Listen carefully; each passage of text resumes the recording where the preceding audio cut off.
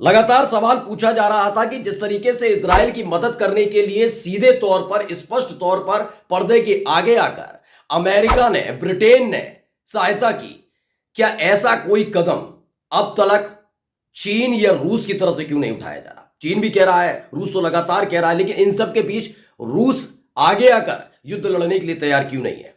क्यों वो गजा की मदद के नाम पर इजराइल पर हमला करने से बच रहा है? क्यों वो हमास को या हिजबुल्लाह को हथियार नहीं सप्लाई कर रहा है? तमाम चीजों का सवाल उठ रहा था कि आखिरकार ऐसा क्यों हो रहा है, क्योंकि अमेरिका जो कुछ कर रहा है उसका जवाब देने की क्षमता इस दौर में रूस के पास है। अगर रूस की एंट्री आधिकारिक तौर पर हो गई तो उसके बाद अमेरिका के पांव उखड़ जाएंगे। अब तक ये सिर्फ बातें मानी जा रही थी, लेकिन जिस तरह के हालात पैदा किए गए इजराइल की तरफ से गजा के अंदर घिनौनापन निकल कर आया है, उसके बाद रूस के राष्ट्रपति व्लादिमीर पुतिन बुरी तरह से भड़क गए। आज मैं आपको दिखाने जा रहा हूं कि रूस के राष्ट्रपति व्लादिमीर पुतिन ने कितना बड़ा ऐलान किया, एक बहुत बड़ा ऐलान किया है, जिसके बाद यह युद्ध, यह संघर्ष माना जा रहा है 48 से 72 घंटे के भीतर खत्म हो चुका है, क्योंकि पुतिन का एक स्पेशल आर्मी कभी भी गाजा में लैंड हो सकती है।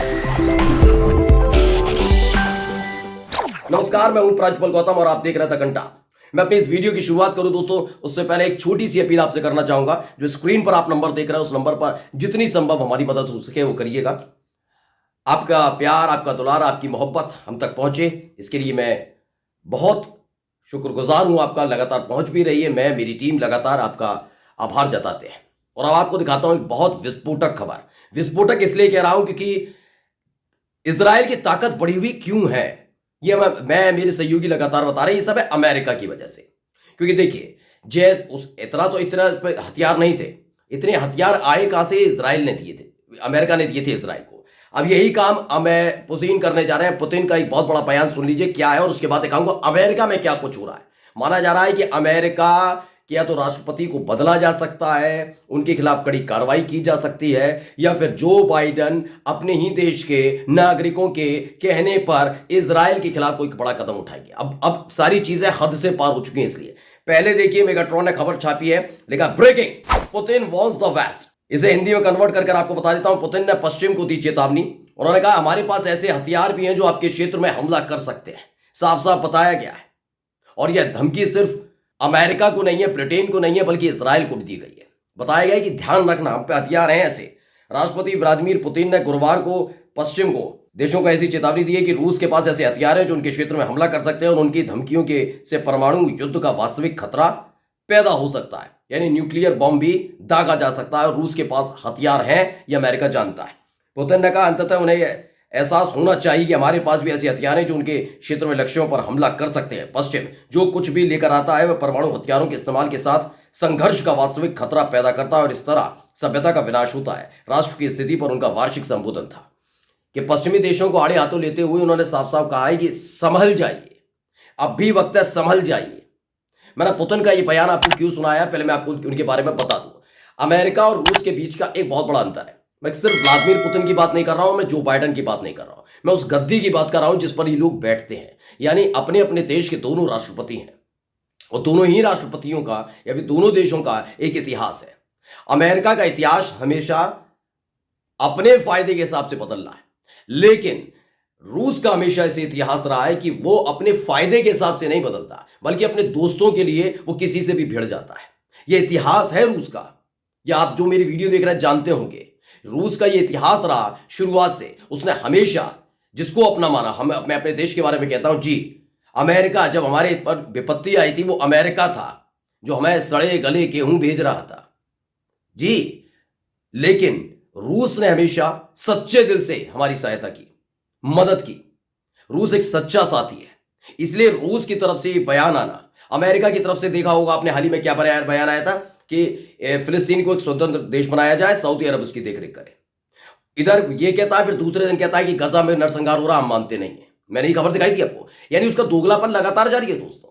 लेकिन रूस के साथ ऐसा नहीं है, रूस के साथ कतई ऐसा नहीं है। और ऐसे में अगर रूस के राष्ट्रपति ये बयान देते हैं तो ये समझ लीजिए कि अमेरिका समेत तमाम देश खतरे की जद में हैं। क्योंकि अगर ये संघर्ष खत्म नहीं हुआ, क्योंकि याद करिएगा जब 2022 में 24 फरवरी 2022 को पहला हमला रूस की तरफ से यूक्रेन के पर किया गया था, तब कहा जा रहा था लगातार कि विश्व युद्ध छिड़ सकता है, फिर से हो सकता है, जबकि ऐसे कोई मसला निकल कर नहीं आ रहा था, लेकिन इस मामले को लेकर हो सकता है, क्योंकि अब तक रूस ने यूक्रेन के अंदर वो नहीं किया जो इजराइल गजा के अंदर कर रहा है। सारी सारी सारी हदें पार कर दी गई हैं। सिर्फ हमला बम गोला बारूद से नहीं, बल्कि मेरा और मेरे सहयोगी आदिल ने भी आपको दिखाया, मैंने भी आपको वीडियो दिखाया किस तरह से अटैक किया जा रहा है। पहले उन्हें खाने के लिए बुलाया जा रहा है और उसके बाद उन पर गोलीबारी कर दी जाती है। ये भूखे लोगों के साथ ऐसी की जा रही कि फिलिस्तीन में नहीं पहुंच पा रही, खाने पीने की सप्लाई नहीं हो पा रही, ऐसे हालात पैदा किए जा रहे हैं वहां पर, बच्चे मर रहे हैं, ये तमाम चीजें हो रही हैं। लेकिन खबर सिर्फ पुतिन से जुड़ी हुई नहीं है। मैंने जो आपसे कहा था ना, जो बाइडेन को घुटने के बनाना पड़ेगा, क्यों बताता हूं। इसकी नींव रखी गई थी उसी दिन से जब एक सैनिक ने फिलिस्तीन का पक्ष लेते हुए आत्मदाह कर लिया, खुद को आग लगा ली थी। अरोन बुशनेल, आपको मालूम ही होगा, अरोन बुशनेल जब इजराइल के दूतावास जो अमेरिका में बना हुआ है उसके सामने जाते हैं और खुद को आग लगा लेते हैं, और उस दौरान चिल्लाए थे वो कि अब और नरसंहार बर्दाश्त नहीं करेंगे, हम नहीं कर सकते नरसंहार, हम ये नहीं युद्ध लड़ सकते। ये कहते हुए यानी फिलिस्तीन के पक्ष में उन्होंने आवाज उठाई थी, उनकी मौत हो गई। उसके बाद अमेरिका में एक अलग आंदोलन चल रहा है। अरोन बुशनेल्स के जो याद थी, उनकी जो बात थी, जो उन्होंने आखिरी बार कही थी, उसको याद करते हुए लोग लगातार अपनी ही सरकार के खिलाफ, अपने ही देश की सरकार के खिलाफ झंडा बुलंद कर रहे हैं। पढ़िए, पहले भी वीडियो देख लीजिए।